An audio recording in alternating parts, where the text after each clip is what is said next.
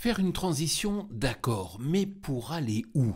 En d'autres termes, de quelle agriculture rêvent les agriculteurs pour le futur? C'est la question que nous posons parfois aux exploitants agricoles que nous rencontrons.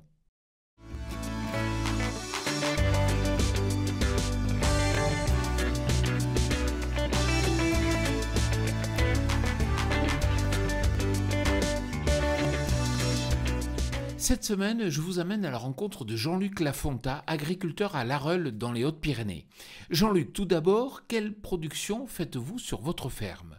Je cultive 70 hectares uniquement en production végétale. Une partie céréales, oléoprotéagineux, maïs, soja, tournesol, blé, ça dépend des années, pour la vente en coopérative et en négoce. Et puis une partie qui est consacrée à la production pour la vente directe et les circuits courts, pommes de terre, haricots tarbés IGP Label Rouge et oignons de Trébons. Que faites-vous en faveur de l'agroécologie sur votre exploitation? Oh, des tas de choses. Mais bon, je vais en citer trois. La première, c'est qu'en pratiquant un assolement diversifié des rotations des cultures, je contribue à une qualité agronomique de mes sols. La deuxième, c'est que j'ai une bonne partie de mes productions qui est commercialisée en circuit court vente directe dans un rayon qui est inférieur à 50 km autour de la ferme. Donc en matière de bilan carbone, on est bien. La troisième chose, c'est que je pratique depuis longtemps la réduction des phytos. Et pour donner un exemple, j'ai des indices de fréquence de traitement qui sont entre 6 et 8 fois inférieurs à la moyenne nationale en pommes de terre. Et j'y arrive très bien. De quelle agriculture rêvez-vous pour 2050? Sur mon exploitation et sur le territoire, moi je pense que l'exploitation agricole en 2050, elle devrait réunir au moins trois conditions. La première, c'est que ce soit une exploitation à taille humaine et qu'elle puisse faire vivre des familles.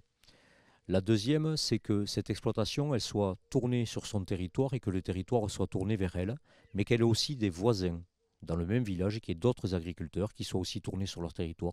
Tout ça pour des échanges positifs. La troisième chose, c'est que je souhaiterais, alors c'est peut-être un doux rêve, je ne sais pas, que l'agriculture soit débarrassée de cette ambiance dogmatique qui aujourd'hui lui fait du mal, où finalement, lorsqu'un agriculteur ne semble pas cocher toutes les cases de la bienséance, il est tout de suite critiqué et voué aux gémonies. Voilà, ça je pense que ce serait quand même intéressant. Merci Jean-Luc. Quant à moi, je vous retrouve la semaine prochaine sur TV Agri pour un nouveau regard porté sur l'agroécologie. Bonne semaine à toutes et à tous.